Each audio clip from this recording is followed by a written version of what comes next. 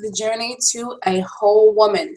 Today I have my girl with me, Lindsay Cantave, and she'll be discussing the topic of how does one become a better version of themselves. Lindsay, can you share with us your take on how does one identify and become a better version of themselves?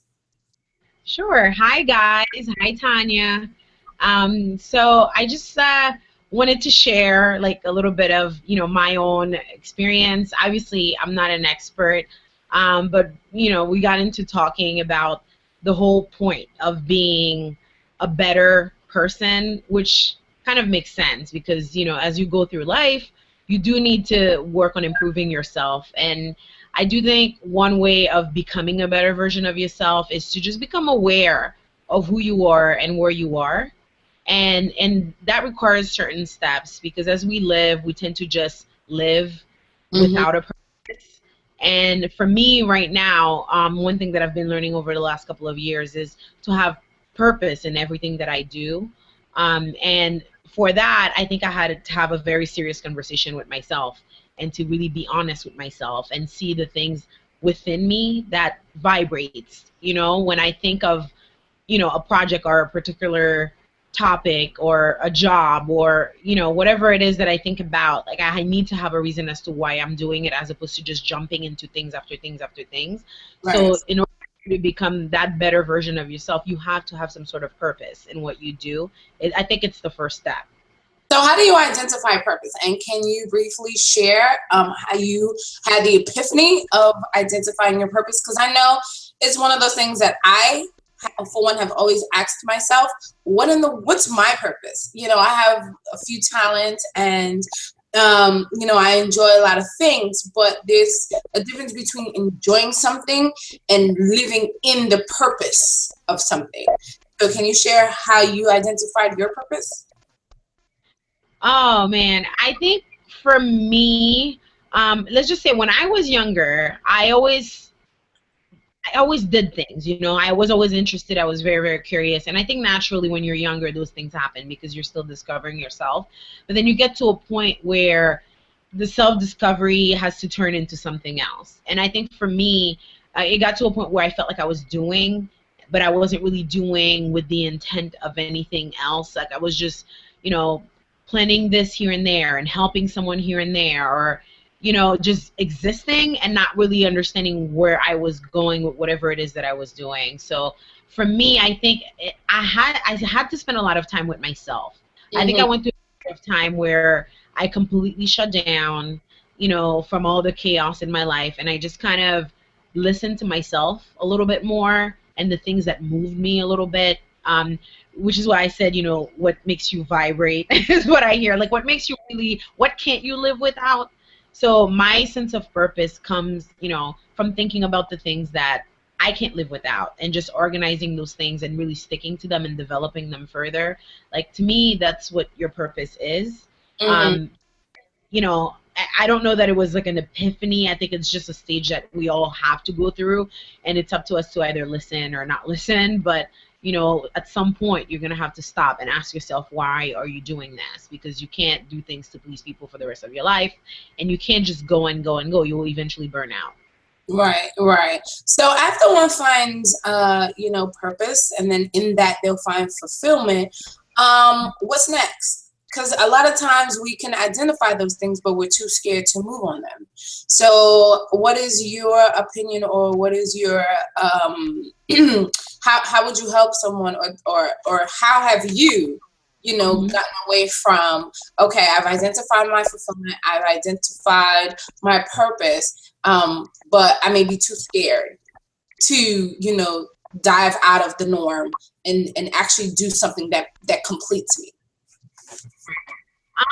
Fulfillment, I think fulfillment for me is in the daily things that I do.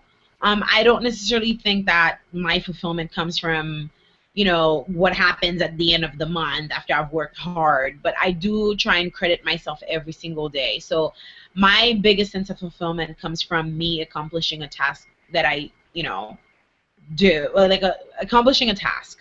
Hmm. Basically, I set a goal for myself for the week and I achieve it. you know, to me, that's fulfillment. I feel fulfilled, and then I can go on to the next thing. Like I always feel like celebrating anyway, but when I do something I've always wanted to do, I get really excited, and that's what fulfillment means to me. Just little steps, as opposed to the bigger picture. And eventually, that's going to come. You know, bigger picture. You know, once you accomplish small steps, you get to the bigger. You accomplish an even bigger thing, and then you feel a sense of fulfillment after that. But I do think that people need to give themselves a little bit more credit, and how much pressure they add onto themselves, because I think that can also hinder you when you're growing. You know, little failures and things like that can really shut you down very quickly. And I think that you have to enjoy the small steps Mm-hmm. and progress. And to me, that's what fulfillment really is. Okay. And so have you ever been scared to achieve certain things? Have you ever like had a second thoughts in your goal planning, and then when it's time to actually complete a task, have you ever been like, no, what am I doing? And why am I doing this? And if you have, how do you deal with that?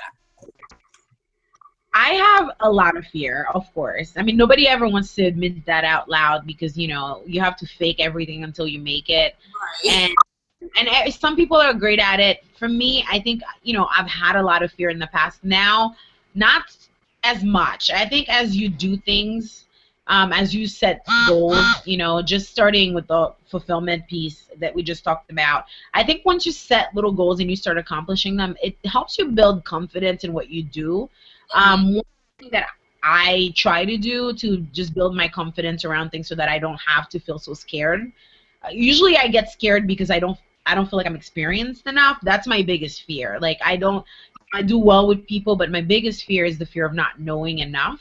And so what I do is I educate myself a little bit more. You know, I volunteer in, you know, in a field that where I know I want to know more. You know, like I'm into styling and fashion and women empowerment through fashion. So I started volunteering at Dress to Success last year, and it's been the most rewarding experience, you know, and I've learned so much, and I've been around women who also, they need it, so you're able to give it without thinking twice, like they're not paying you for it, and that's how you really know that that's what you really want to do. So I think as far as fear goes, you just a few things, like you have to put yourself out there, you know, right away, like you have to do, and just basically let the fear shed by itself.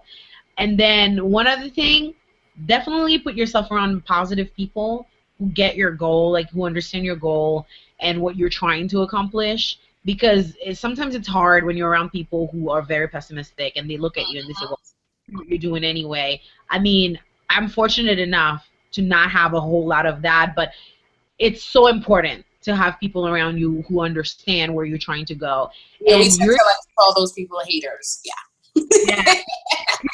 I don't even like using the word hater, because I just feel like, I mean, I have so many people around me who support and love me that hating is like, you're the last thing on my mind, honestly. I just feel like I'm my best friend. Like I'm my biggest cheerleader, and that's one other thing that I'm learning, because people can tell you you're great at something, you know, but until you make the decision to do it, Right. you're never gonna actually do it. So I think waking up in the morning and really like talking to yourself as you would talk, like if you would talk to a friend, you're encouraged to uplift them. And a lot of times it's a little hard for us to do that for ourselves. And I think that it's very important to look at yourself in the mirror and, you know, have these crazy pep talks and say, hey, you know, you got this. It sounds really corny, but I think when you wake up and do it, like it actually, like positive affirmations, I believe in them. Yes. Them. You, when I'm having a shitty day, I stand in front of the mirror and I tell myself, you know, you're gonna get out of this bed and you're gonna do one thing. Even if you don't do 5, you can do 1, and you're gonna do it. And by the end of that, I want to do something else. Right. So you know, this is just 3 things. You know, put yourself out there, surround yourself with positive people who encourage you in your journey. Okay, even when they don't understand it, but they're so supportive.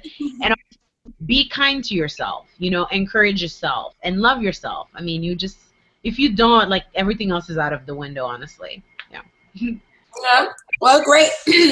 Well, thank you for sharing with us. I think a lot of people in our age group, they need to hear other, women like us doing positive things and actually doing it. Because it's not easy. Everyone has great ideas, but to actually execute the idea and know how to execute the idea, especially not knowing if you're going to succeed at it, is what people are most afraid of. So thank you, Lindsay, and hopefully I will talk to you soon, and we'll see you in another session. All right. Bye. All right, bye.